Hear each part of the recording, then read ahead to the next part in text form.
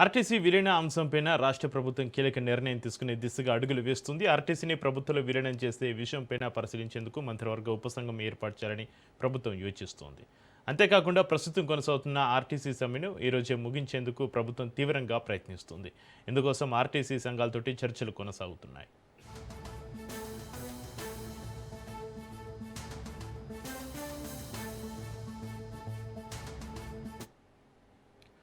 మొత్తం 32 డిమాండ్లలో కొన్ని ముఖ్యమైన డిమాండ్లకు తక్షణమే ఆమోదం తెలిపే అవకాశం ఉన్నట్లుగా సమాచారం. దీంతో సమస్యను పరిష్కరించే దిశగా ప్రభుత్వం వేగంగా చర్యలు తీసుకుంటోంది.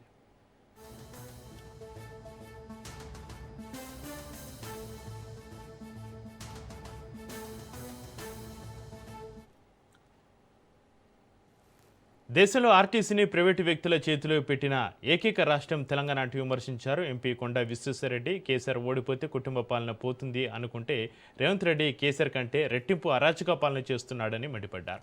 కేంద్ర ప్రభుత్వం ఎలక్ట్రికల్ బస్సుల తయారు చేసేది పర్యావరణ రక్షణ కోసమని, మెగా కృష్ణారెడ్డి కోసం కాదంటూ ఆరోపించారు.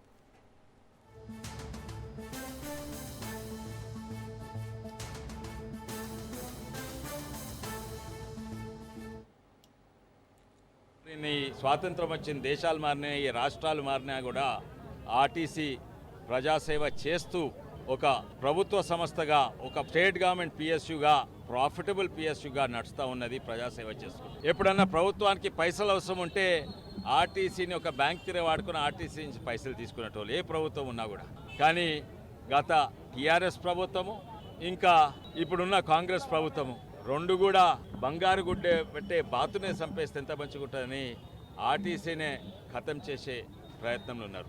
అదే రేవంత్ రెడ్డి, అదే కేసీఆర్ చేస్తున్నాయే అదే దుర్మార్గమే ఇప్పుడు చేస్తున్నారు.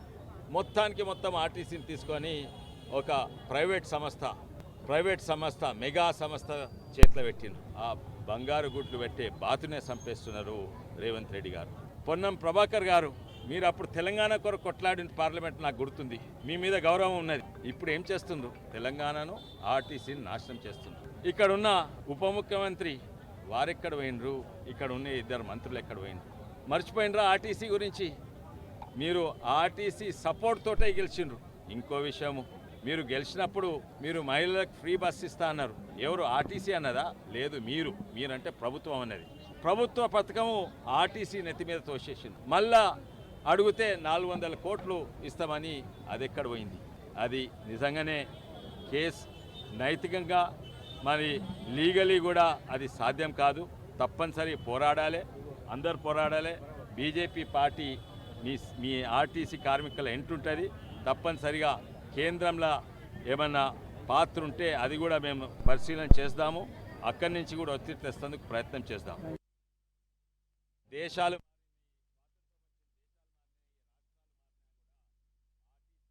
కోడిది ఆత్మహత్య కాదని ప్రభుత్వం చేసిన హత్యనని అన్నారు కేంద్ర మంత్రి బండి సంజయ్.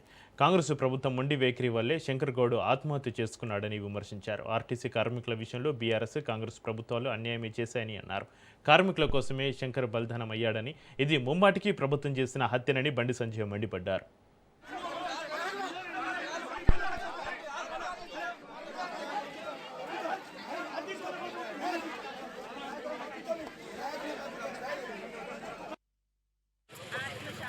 లక్షలు అడుగుతలేం, కోట్లు అడుగుతలేం.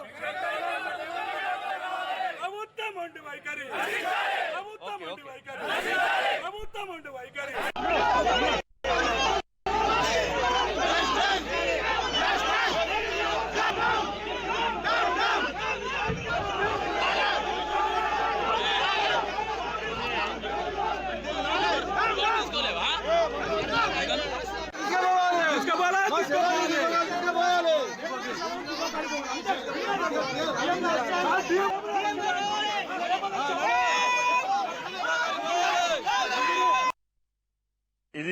ఇది ఆత్మహత్య కాదు. రాష్ట్ర ప్రభుత్వము నిర్లక్ష్యంగా వివరించడం వలన ఆయన ఆత్మహత్య చేసుకుంటే ఇది రాష్ట్ర ప్రభుత్వం చేసిన హత్యగా ఇలా భారతీయ జనతా పార్టీ భావిస్తున్నారు. ఇలా ఎవరైనా సమస్యల కోసం ఆందోళన చేసినప్పుడు వాళ్ళని పిలిచి చర్చలకు పిలిచి వాళ్ళని ఒప్పించి మెప్పించి సంధానించిన ప్రభుత్వము దాన్ని భిన్నంగా గత ప్రభుత్వం ఏ విధంగా చేసిందో వార్నింగ్లు ఇచ్చి బెదిరించే ప్రయత్నం చేయడం ఇంతకంటే మూర్ఖత్వం ఇంకోటి కాదు. ఇలా 39,000 మంది కార్మికులు ఇలా సమ్మెలో పాల్గొంటున్నారు. ఆ ప్రభుత్వం బీఆర్ఎస్ పార్టీ ప్రభుత్వం ఇంతమంది బలిదానం అయిపోయామని చెప్పి ఇలా కాంగ్రెస్ పార్టీకి ఓటేస్తే వాళ్ళ మేనిఫెస్టోలో ఇది కాంగ్రెస్ అభయహస్తం మేనిఫెస్టో వీళ్ళది 28వ పేజీ ఆర్టీసీ కార్మికులను ప్రభుత్వంలో విలీన ప్రక్రియ పూర్తి చేసి 2 పీఆర్సీ బకాయిలు వెంటనే చెల్లిస్తాం. వచ్చే పీఆర్సీ పరిధిలోకి టీఎస్ఆర్ టీసీ కార్మికులకు చేస్తాం. రాష్ట్ర ప్రభుత్వ ఉద్యోగులతో సమానంగా అన్ని వసతులు సదుపాయాలను కల్పిస్తాం. ఆర్టీసీ బస్సులను అధునీకరించి విస్తరిస్తాం. అధునాతనమైన సౌకర్యాలతో కొత్త సర్వీసులను ప్రారంభిస్తాం. ఆర్టీసీ యూనియన్ పునరుద్ధరణకు అనుమతిస్తాం. ఇలా 900 రోజుల మీ ప్రభుత్వం వచ్చి ఏమైంది? నువ్వు మేనిఫెస్టోలో ఏది పెట్టినావు గదే అడుగుతున్నారు వాళ్ళు. నువ్వు ఏం చేసినావు గదే అడుగుతున్నారు వాళ్ళు. నువ్వు చెప్తాన్న మాటనే అడుగుతున్నారు వాళ్ళు. నిన్ను నమ్మి ఓటేస్తే 100 రోజులు అమలు చేస్తాను. 900 రోజులే ఒక్క డిమాండ్ పరిష్కరిస్తలేవు. న్యాయబద్ధమైన గొంతమ్మ కోరికలు కొడతలేరు. న్యాయబద్ధమైన డిమాండ్ అడితే కూడా నువ్వు మాట్లాడకుంటే ఇవాళ ఒక కార్మికుడు ఆత్మహత్య చనిపోయి ఇంకో కార్మికుడు నల్గొండ ఆత్మహత్య ప్రయత్నం చేసుకున్నాడు. నేను కార్మికులను అప్పీల్ చేస్తున్నా, కుటుంబాలు అనాలు చేయకండి, ఉండి కొట్లాడాలి. ఇంకా ధైర్యంగా యుద్ధం చేయాలి తప్ప మనం చనిపోయే ప్రయత్నం ఆత్మహత్య చేసుకునే ప్రయత్నం చేస్తే ఇలా సమ్మెకు మద్దతు తెలపడానికి అందరూ ఇన్కమ్ చేస్తారు. మీ కుటుంబాలు అనాలి కాదు, అందరూ మంచిగా ఉండాలి. మీకండగా భారతీయ జనతా పార్టీ ఉద్యోగులు దిగితే ఏ విధంగా ఉంటుందో మీ అందరూ తెలుసు. నేద్దా మీరు మీకు అంతా ఉద్యమం చేసి మేము జైలు పోతే మీరు ఓటు పోయి కాంగ్రెస్ పార్టీ నమ్మి అభయహస్తంగా ఓటేస్తారు. మీ నెత్తి మీద చేయి అంతా హస్తం తీసుకొచ్చి పెట్టారు. అది బస్ మాస్టర్ హస్తం లెక్క అయిపోయింది మీ పరిస్థితి. ఇది ఆత్మహత్య కాదు, రాష్ట్ర ప్రభుత్వము నిర్లక్ష్యంగా. ఆర్టీసీ కార్మికుల సమ్మెకు మద్దతుగా హకీంపేట బస్ డిపో వద్ద జరుగుతున్న ఆందోళన కార్యక్రమంలో ఎంపీ ఈటల రాజేందర్ పాల్గొన్నారు. తెలంగాణ రాష్ట్ర ఏర్పాటులో కీలక పాత్ర వహించిన ఆర్టీసీ కార్మికులు తమ ఉద్యోగాలను జీవితాలను పణంగా పెట్టి పోరాటం చేశారని గుర్తు చేశారు. గతంలో కేసీఆర్ సర్కారు కూడా ఆర్టీసీ కార్మికులను భ్యాందోళనకు గురిచేసింది అన్నారు. ఆర్టీసీని బొందపెట్టే ప్రయత్నంలో ప్రభుత్వం ఉందని మండిపడ్డారు. వెంటనే ప్రభుత్వం స్పందించి ఆర్టీసీ కార్మికుల డిమాండ్లను నెరవేర్చాలని కోరారు.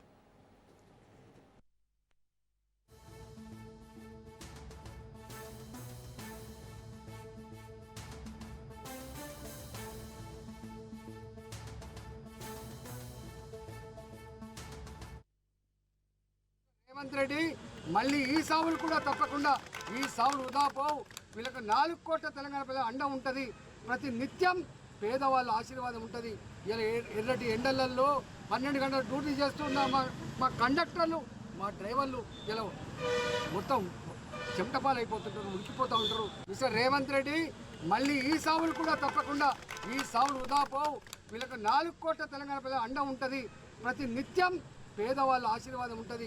ఇలా ఎర్రటి ఎండలలో 12 గంటలు డ్యూటీ చేస్తున్న మా కండక్టర్లు, మా డ్రైవర్లు ఇలా మొత్తం చెమటపాలైపోతుంటారు, ఉడికిపోతూ ఉంటారు. మిస్టర్ రేవంత్ రెడ్డి మళ్ళీ ఈ సావులు కూడా తప్పకుండా ఈ సావులు వృధా పోవు. వీళ్ళకి 4 కోట్ల తెలంగాణ ప్రజల అండ ఉంటుంది. ప్రతి నిత్యం పేదవాళ్ళ ఆశీర్వాదం ఉంటుంది. ఇలా ఎర్రటి ఎండలలో 12 గంటలు డ్యూటీ చేస్తున్న మా కండక్టర్లు, మా డ్రైవర్లు ఇలా మొత్తం చెమటపాలైపోతుంటారు, ఉడికిపోతూ ఉంటారు. మిస్టర్ రేవంత్ రెడ్డి మళ్ళీ ఈ సావులు కూడా తప్పకుండా ఈ సావులు వృధా పోవు. వీళ్ళకి 4 కోట్ల తెలంగాణ ప్రజల అండ ఉంటుంది. ప్రతి నిత్యం పేదవాళ్ళ ఆశీర్వాదం ఉంటుంది. ఇలా ఎర్రటి ఎండలలో 12 గంటలు డ్యూటీ చేస్తున్న మా కండక్టర్లు, మా డ్రైవర్లు ఇలా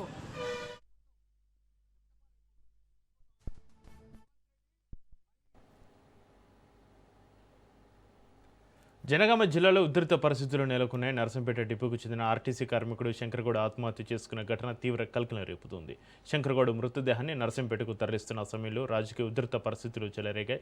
ఈ సందర్భంగా బీఆర్ఎస్ నాయకులు బోయినపల్లి వినోద్ కుమార్, మాజీ మంత్రి సబితా ఇంద్రారెడ్డి, మాలతి కవిత నాయకులను రఘునాథపల్లి వద్ద పోలీసులు అదుపులోకి తీసుకున్నారు. ఈ ఘటనతో అక్కడ ఉధృత పరిస్థితులు నెలకొన్నాయి.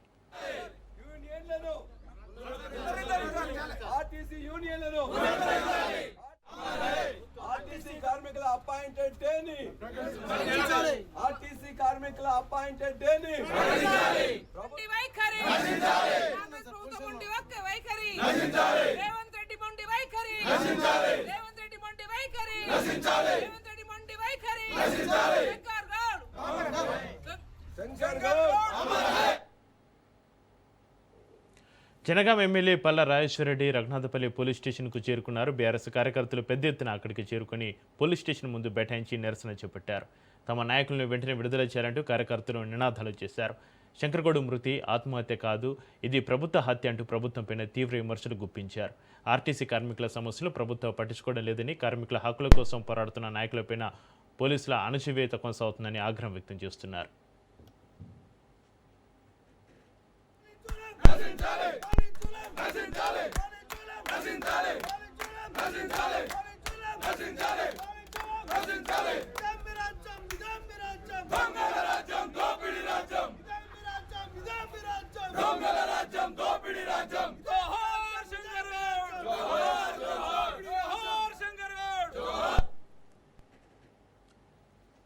ఆర్టీసీ ఉద్యోగి శంకర్ గౌడ్ మృతి తీవ్ర దిగ్భ్రాంతిని కలిగించిందని ఎంపీ చామల కిరణ్ కుమార్ రెడ్డి అన్నారు.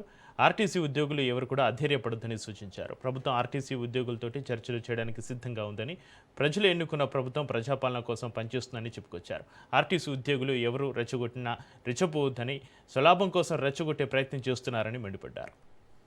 ఉద్యోగి మృతి చాలా దిగ్భ్రాంతికి గురి చేస్తుంది. ఎందుకంటే ముఖ్యంగా ఆర్టీసీ కార్మికులకు ఒకటి చెప్పాలనుకుంటున్నాను. ఈ ప్రభుత్వం మీరు ఎన్నుకున్నటువంటి ప్రభుత్వం, ప్రజా పాలన కోసం పనిచేస్తున్నటువంటి ప్రభుత్వం. ఈ ప్రభుత్వం చర్చలు చేయడానికి సిద్ధంగా ఉంది. మీరెవ్వరు కూడా ఆవేశపడకండి. ఎందుకంటే ఏదో జరగదని గత ప్రభుత్వాల మాదిరిగా నెలలు మాతో చర్చలు జరపరన్న ఆలోచనకు పోకండి. ఎవరు రెచ్చగొట్టినా రెచ్చిపోకండి. కొంతమంది స్వలాభాల కోసం పక్కవారి వీక్నెస్ ని చూసి, వారికి ఉన్నటువంటి కష్టాలను చూసి వాళ్ళని రెచ్చగొట్టే ప్రయత్నం చేస్తుంటారు. ఈ ప్రభుత్వం మీ అందరితో చర్చలు చేయడానికి సానుకూలంగా ఉంది. మీరందరూ కూడా ప్రభుత్వాన్ని నమ్మండి. పొన్నం ప్రభాకర్ గారు వీలైనంత మటుకు సమస్యలు పరిష్కారం చేస్తున్నామని చెప్పినా గానీ కొంత మిస్అండర్స్టాండింగ్ వల్ల ఇటువంటివి జరుగుతున్నాయి. ఎందుకంటే ప్రాణాలు చాలా ఇంపార్టెంట్.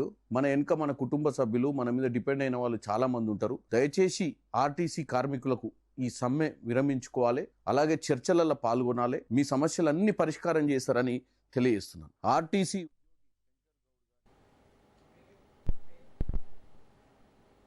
బీజేపీ ఆఫీస్కు మల్లారెడ్డి కోడలు ప్రీతిరెడ్డి వెళ్లారు. బీజేపీ ప్రధాన కార్యదర్శి చంద్రశేఖర్ తివార్ తోటి భేటీ అయ్యారు. గత కొంతకాలంగా మల్లారెడ్డి బీజేపీలో చేరతారంటూ వార్తలు వస్తున్నాయి. ఇటీవలే ప్రధాని మోడీని మల్లారెడ్డి కుటుంబం కలిసింది. ఈ నేపథ్యంలోనే బీజేపీ కార్యాలయానికి ప్రీతిరెడ్డి వెళ్లడం రాజకీయ వర్గాల్లో చర్చనీయాంశమైంది.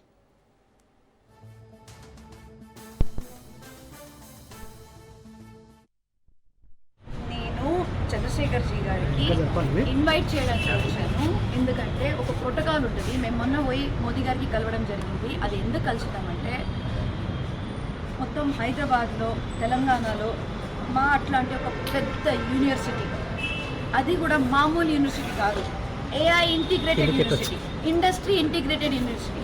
అంటే ప్రతి ఒక్క సెక్టర్ ఆఫ్ ఎడ్యుకేషన్లో మేము ఏఐని ఇంటిగ్రేట్ చేసి దానికి స్పెషల్గా చేస్తున్నాం. కాబట్టి ఈ విషయం చెప్పడానికి, దీనికి ఒక school of digital health sciences ఓపెనింగ్కి పిలవడానికి మేము మోదీ గారు ఈ ప్రైవేట్ ప్రోగ్రామ్ కరెక్టే, కానీ దీనికి మోదీ గారు వస్తున్నారంటే ఒక ప్రోటోకాల్ ఉంటుంది. మోదీ గారు ఒక గవర్నమెంట్ వస్తారు కదా, ప్రైమ్ మినిస్టర్ కదా ఆయన. సో ఆయన వస్తున్నారు, ఒక ప్రోటోకాల్ ఉంటుంది. స్టేట్ ప్రెసిడెంట్ పిలవాలి, స్టేట్కి సంబంధించిన గవర్నమెంట్ ఆఫీషియల్స్కి పిలవాలి, అవునా కదా. బీజేపీ ఒకటే కాదు, స్టేట్ మన నడిచే స్టేట్ సెంట్రల్ మన ఇది స్టేట్ గవర్నమెంట్ నుంచి కూడా మనం పిలవాలి, అందరికీ పిలవాలి. మన టీఆర్ఎస్ పార్టీ నుంచి కూడా పెద్ద ఒక్కరికి పిలవాలి. ప్రతి ఒక్కరు ఇట్లాంటి ఈవెంట్ హైదరాబాద్లో జరుగుతుందంటే ప్రతి ఒక్కరు దీంట్లో పాల్గొనాలి. అది చర్చ అంత అబద్ధం. ఎంపీ సీట్ కోసము ఇప్పుడు ఇంకా ఎన్నికలకి 2.5 years ఉంది. ఇప్పుడు ఎందుకు ఎంపీ సీట్ అడుగుతాం? ఇప్పుడు కాదు మేము అడిగింది. మనం పోయింది ఏంటంటే అది కోరిలేషన్గా అదే రోజు మహిళా బిల్ వస్తుంది కాబట్టి, అంటే మహిళా బిల్ పాస్ కాగానే ఎంపీ టికెట్ ఇస్తారా? అక్కడ ఏమైనా కాదు కదా, అది మహిళా బిల్, అది కూడా పాస్ అవ్వలేదు.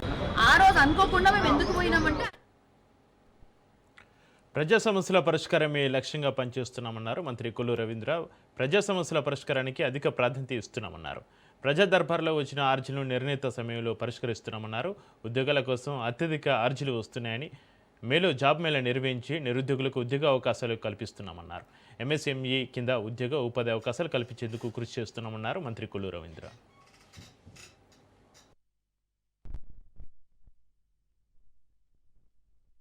గౌరవ ముఖ్యమంత్రి చంద్రబాబు నాయుడు గారు ఈ రాష్ట్రంలో ప్రజలకి కూటమి ప్రభుత్వం జవాబుదారీగా ఉండాలి, ప్రతి ఒక్కరు కూడా ప్రజలకు అందుబాటులో ఉండాలి. దానికోసం ప్రతి వారం, ప్రతి శుక్రవారం శాసనసభ్యులందరూ వారి వారి నియోజకవర్గాల్లో ప్రజల నుంచి అర్జీలు స్వీకరించుకుని ఆ సమస్యలు పరిష్కారం చేయడానికి కార్యాచరణ చేసుకున్నాం. దాదాపు ఇప్పటి వరకు మచిలీపట్నం కాన్స్టిట్యున్సీలో 409 అర్జీలు వచ్చినాయి. వివిధ డిపార్ట్మెంట్స్ సంబంధించినటువంటి అర్జీలు అన్నిటి కూడా ఆన్లైన్ లో అప్లోడ్ చేసుకుని అవన్నీ కూడా కన్సర్న్ డిపార్ట్మెంట్స్ పంపించడం, వారి నుంచి ఆ సమస్య పరిష్కారం చేయడానికి చర్యలు తీసుకుంటున్నాం. ఇప్పటి వరకు ఇంకా పెండింగ్ వచ్చి 57 ఉన్నాయి. 57లో ఎక్కువ సమయం 3 ఇంకా ఉన్నాయి. ఈ మిగతా అన్ని కూడా విత్ ఇన్ ద లిమిట్ లోనే ఉన్నాయి. 54 సమయం ఉంది. ఆ సమయం ప్రకారం అవన్నీ కూడా పరిష్కారం చేయడానికి కృషి చేయడం జరుగుతుంది. ఈ రోజు కూడా అర్జీలు ఇచ్చారు, అన్ని కూడా తీసుకున్నాం. ముఖ్యంగా పెన్షన్స్ కానీ, అలాగే కొన్ని జాబ్స్ విషయం కానీ ఇవన్నీ కూడా చెప్పారు. ఇవన్నీ కూడా రేపు జాబ్ మేళా కండక్ట్ చేసి యువతకి మచిలీపట్నం కాన్స్టిట్యున్సీలో మే నెలలో జాబ్ మేళా కండక్ట్ చేయడానికి ఒక ప్రణాళిక తయారు చేసుకుంటున్నాం. అదే కాకుండా ఒక ఇండస్ట్రీస్ కూడా యువతకి ఉద్యోగ అవకాశాలు, ఉపాధి అవకాశాలు కల్పించడానికి MSME స్కీమ్స్ కూడా ప్లాన్ చేస్తున్నాం. ఈ MSME స్కీమ్స్ లో మరి ఇండస్ట్రీస్ డిపార్ట్మెంట్ వాళ్ళని, అలాగే ఫిషరీస్, యానిమల్ హస్బెండరీ, ఇంకా మహిళలకు సంబంధించి కూడా కొన్ని కార్యక్రమాలకు రూపకల్పన చేయడం జరుగుతుంది. ఇవన్నిటికీ ఇంట్రెస్ట్ ఉన్న వాళ్ళందరి దగ్గర కూడా అర్జీలు స్వీకరించడం జరుగుతుంది. త్వరలోనే నెంబర్ కూడా, ఫోన్ నెంబర్ ఇవ్వడం జరుగుతుంది, లేకపోతే వాట్సాప్ నెంబర్ కి ఎవరైతే ఇంట్రెస్ట్ ఉన్నారో వాళ్ళు రిజిస్టర్ చేసుకుంటే వాళ్ళందరికీ కూడా ఇవాళ ఎలాంటి అవకాశాలు ఉన్నాయి అవన్నీ కూడా వాళ్ళకి ఎక్స్ప్లెయిన్ చేసి ట్రైనింగ్స్ కూడా ఏర్పాటు చేసి మరి సంబంధిత డిపార్ట్మెంట్స్ తో కూడా డిస్కస్ చేసి వాళ్ళకి ఉపాధి అవకాశాలు కల్పించడానికి ఒక కార్యాచరణ తయారు చేస్తారు. కూటమి పాలనలో వ్యవసాయ రంగం సంక్షోభంలో చిక్కుకుందని YCP state coordinator Sajjala Ramakrishna Reddy అన్నారు. రైతు సమస్యలపైన పోరాటాలకు సిద్ధంగా ఉండాలని పిలుపునిచ్చారు. రాష్ట్రంలో ఏ పంటకు గిట్టుబాటు ధర లేదని, అధికార పార్టీ దళారులు కుమ్మక్కి మోసం చేస్తున్నారన్నారు. సమస్యలు గాలి కొదిలేసి మంత్రులు విదేశాల్లో తిరుగుతున్నారని ధ్వజమెత్తారు. అత్యంత ఒక దుర్మార్గమైంది, అసలు ప్రభుత్వం అనడానికి వీలు లేని ఒక ఆర్గనైజ్డ్ అరాచకపు మాఫియా. దాని పరిపాలన అనేది లేదు. ఆర్గనైజ్డ్ గా మాఫియా ఉంది, ఆర్గనైజ్డ్ గా అరాచకం ఉంది, ఆర్గనైజ్డ్ గా రాక్షసత్వం ఉంది. మొత్తం చట్టం మొత్తం ఏదైతే పర్పస్ కోసం పెట్టారో దానికి భిన్నంగా ఆ చట్టాన్ని వాడుకొని ఆ చట్టం అలాంటి శక్తులకు, అరాచక శక్తులకు, మాఫియాకు పనికొచ్చే రకంగా ఉంది. సామాన్యుడికి కానీ సొసైటీకి కానీ పనికిరాకపోవడమే కాకుండా శత్రువుగా కూడా తయారైంది. అది మనం ఈ 2 years తర్వాత చూసి, యూరియా దొరకలేదంటే, సంక్షోభం వచ్చిందంటే వీళ్ళకి లాభం వచ్చింది. చంద్రబాబు నాయుడు గారి సొంత సంపద సృష్టి ఏదంటే ఇది ఈ రకంగా జరుగుతుంది. సంపద సృష్టి అయితే సొంత సంపద సృష్టి, అది ఏ రకంగా అంటే దాంట్లో కొత్త కొత్త కళలన్నీ తీసుకొచ్చినారు. అవి మనం కళ ముందు చూస్తాం. మనం మాట్లాడుకుంటున్నాం మొక్కజొన్న ఇంత క్రైసిస్ ఉంటే ఎందుకు ఒక మంత్రి మాట్లాడట్లేదు. అచ్చెన్నాయుడు ఎక్కడ ఉన్నాడు? అగ్రికల్చర్ మినిస్టర్ అచ్చెన్నాయుడు ఎక్కడ ఉన్నాడు? సింగపూర్ లో ఉన్నాడు. ఆయన చేయాల్సింది ఏంది? కూర్చొని వేలకు మొక్కజొన్నకు ఎందుకు ఇది లేదు, దానికి సంబంధించి ఏం చేస్తారు, అలాగే శనగలు ఎందుకు కొనకపోతే ఏం చేయాలి, దానికి అసలు మేము ఏం చేయాలనుకుంటున్నాం ప్రభుత్వం చెప్పాలి కదా. ఎక్కడ అసలు ఎంతవరకు లేడు. ఆయన అది చెప్పడు. అచ్చెన్నాయుడు అని ఆయన అది చెప్పడు. జగన్మోహన్ రెడ్డి గారికి సంబంధించి వివేకానంద రెడ్డి గారి హత్య జరిగిన దాని మీద ఇప్పుడు మాట్లాడతారు కావాలి. ఎందుకంటే ఈయన అమరావతి గురించి జగన్మోహన్ రెడ్డి గారు ఎత్తాడు కదా, ఇమీడియట్ డైవర్ట్ చేయాలి. డ్రైవర్ సుబ్రహ్మణ్యం హత్య కేసులో వైసీపీ ఎమ్మెల్సీ అనంతబాబు అరెస్ట్ అయ్యారు. కోర్టు నుంచి బయటకు రాగానే పోలీసులు అదుపులోకి తీసుకున్నారు. ఎమ్మెల్సీ అనంతబాబును కాకినాడ సర్పవరం పిఎస్కు తరలించారు. సాక్షులను ప్రభావితం చేసిన కేసులో వైసీపీ ఎమ్మెల్సీ అనంతబాబును పోలీసులు అరెస్టు చేశారు.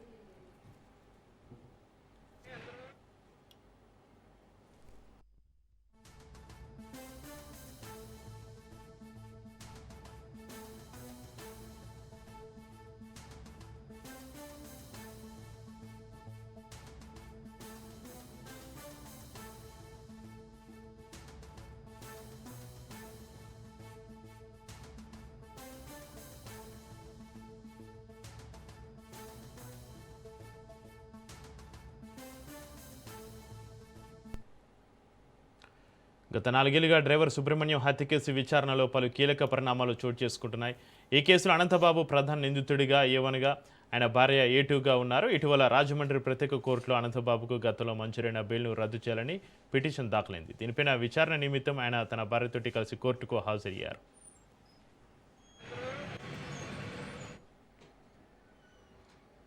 అనంతబాబు అరెస్టు నేపథ్యంలో పోలీసులు రాజమండ్రి కోర్టు సముదాయం వద్ద భారీ బందోబస్తు ఏర్పాటు చేశారు. ఎలాంటి అవాంఛనీయ ఘటనలు జరగకుండా కట్టుదిట్టమైన భద్రతా చర్యలు చేపట్టారు.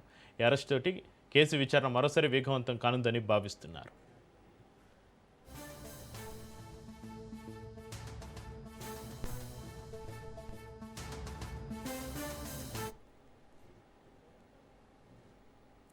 ఏపీ లిక్కర్ స్కామ్ కేసులో ఈడీ సోదాలు నిర్వహిస్తుంది. నిందితుల ఇళ్లలో ఈడీ అధికారులు తనిఖీలు చేస్తున్నారు. బాలాజీ గోవిందప్ప, ధనంజయ రెడ్డి, కృష్ణమోహన్ రెడ్డి, రాజకేశ్ రెడ్డి, చివరెడ్డి ఇళ్లలో ఈడీలు సోదాలు జరుపుతోంది. తిరుపతి, హైదరాబాద్లోని ఇళ్లలోనూ సోదాలు చేపట్టారు. ఇప్పటికే ఈడీ ఛార్జ్షీట్ దాఖలు చేసింది.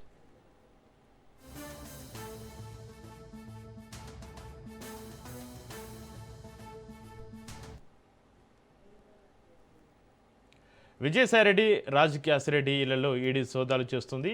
బంజారాహిల్స్ రోడ్ నెంబర్ 10లో ఏపీ లిక్కర్ స్కామ్లో ఉన్న గోవిందప్ప నివాసంలో ఈడీ సోదాలు నిర్వహిస్తుంది. మద్యం కుంభకోణం కేసులో పలువురు కీలక నిందితుల ఇళ్లలో ఈడీ సోదాలు చేస్తుంది. రాజకేశిరెడ్డి, చెవిరెడ్డి భాస్కర్ రెడ్డి, ధనంజయ రెడ్డి, బాలాజీ గోవిందప్ప, కృష్ణమోహన్ రెడ్డి నివాసాల్లో సోదాలు కొనసాగుతున్నాయి. హైదరాబాద్, తిరుపతిలోని నివాసాలు, కార్యాలయాల్లో తనిఖీలు చేస్తుంది. వేల కోట్ల రూపాయల మద్యం కుంభకోణంలో వీరంతా కీలక పాత్ర పోషించినట్లుగా సిట్ నిర్ధారించింది. సిట్ నివేదిక ఆధారంగా ఈడీ రంగంలోకి దిగింది. గతంలో ఈడీ వారి నుంచి స్టేట్మెంట్ తీసుకుంది.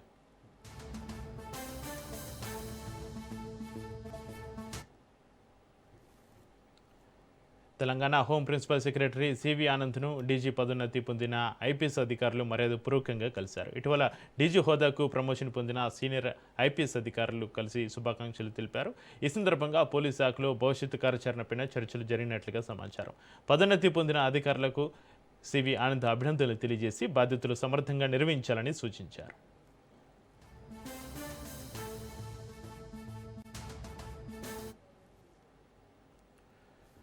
తెలంగాణలో ధాన్యం, మొక్కజొన్న కొనుగోలు కేంద్రాల ఏర్పాటు కోసం బీఆర్ఎస్ పార్టీ ఆందోళన చేపట్టింది. ఖమ్మం జిల్లాలో కలెక్టరేట్ ముట్టడికి యత్నించిన బీఆర్ఎస్ నాయకులు ప్రభుత్వం వెంటనే కొనుగోలు కేంద్రాలు ఏర్పాటు చేయాలని డిమాండ్ చేశారు.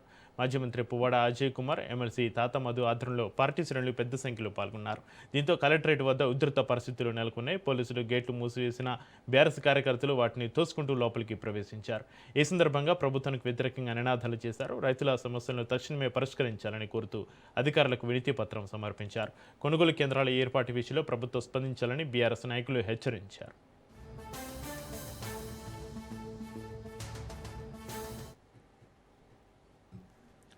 ఢిల్లీ రాజకీయాలు పెను సంచలనం చోటు చేసుకుంది. ఆమ్ ఆద్మీ పార్టీకి చెందిన రాజ్యసభ ఎంపీ రాఘవ్ చద్దా కీలక ప్రకటన చేశారు. రాజ్యసభలో ఉన్న పార్టీ సభ్యులు 3/2 మంది బీజేపీలో విలీనమయ్యేందుకు నిర్ణయం తీసుకున్నారని ఆయన వెల్లడించారు.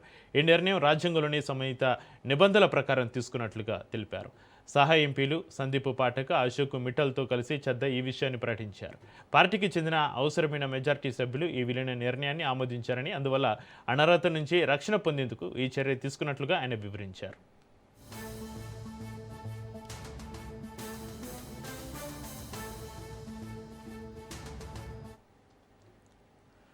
రక్తం, చెమటతో నిర్మించిన ఆమ్ ఆద్మీ పార్టీ ఇప్పుడు తన సిద్ధాంతాలు, విలువలు, మూల సూత్రాల నుంచి దూరమైంది అన్నారు రాఘవ్ చద్దా. ఇది ఇప్పుడు దేశ ప్రయోజనాల కోసం కాకుండా వ్యక్తిగత ప్రయోజనాల కోసం పనిచేస్తుందని విమర్శించారు.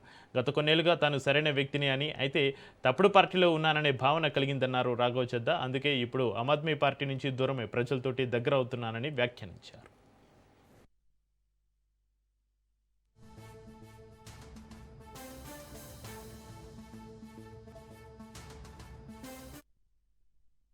पॉलिटिक्स में आने से पहले मैं एक प्रैक्टिसिंग चार्टर्ड अकाउंटेंट था. मंच पर बैठे मेरे साथी कोई साइंटिस्ट था, कोई एजुकेशनिस्ट था, और आज जो लोग आम आदमी पार्टी का दामन छोड़ रहे हैं, अलग हो रहे हैं, आम आदमी पार्टी से दूर हो रहे हैं, उनमें कोई वर्ल्ड क्लास क्रिकेटर रहा, कोई पद्मश्री रहे, कोई सोशल एक्टिविस्ट रहे, ये तमाम लोग अपना सब कुछ छोड़ छाड़ कर, सब कुछ न्योछावर कर कर एक करप्शन फ्री इंडिया का संकल्प लेकर आए थे और इस पार्टी को स्थापित किया था. मैं इस पार्टी का फाउंडिंग मेंबर था. मुझसे बेहतर आम आदमी पार्टी को शायद ही कोई जानता होगा.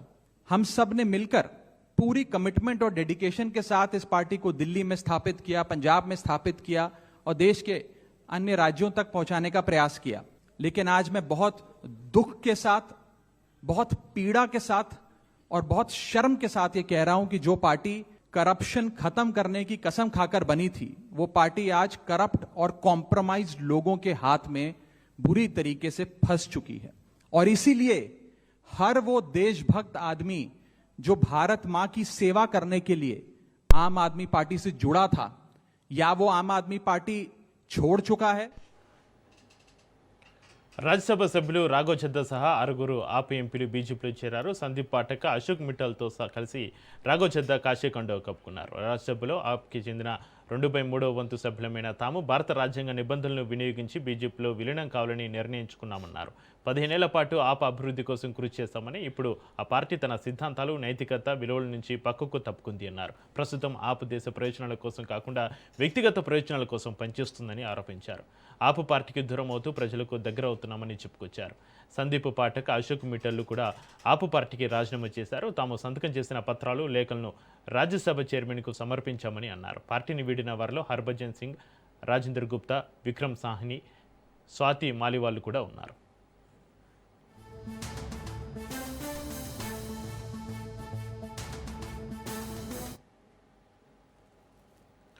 అంతర్జాతీయంగా చమురు ధరలు బగ్గుమారడంతో శుక్రవారం భారత స్టాక్ మార్కెట్లు భారీ నష్టాలతోటి మూసాయి. సెన్సెక్స్ 982 పాయింట్స్ నష్టపోయి 76,681 వద్ద ముగిసింది. అదేవిధంగా నిఫ్టీ 275 పాయింట్స్ పతనమై 23,897.95 వద్ద స్థిరపడింది.